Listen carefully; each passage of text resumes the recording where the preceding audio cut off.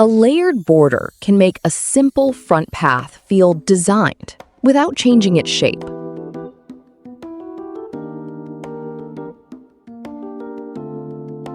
Closest to the walkway, a low ribbon of white alyssum keeps the edge crisp and bright.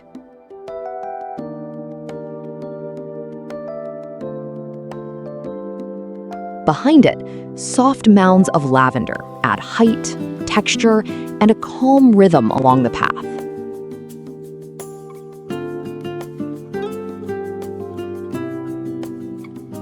At the back, 2 or 3 taller grasses rise near the porch, framing the entrance without hiding it.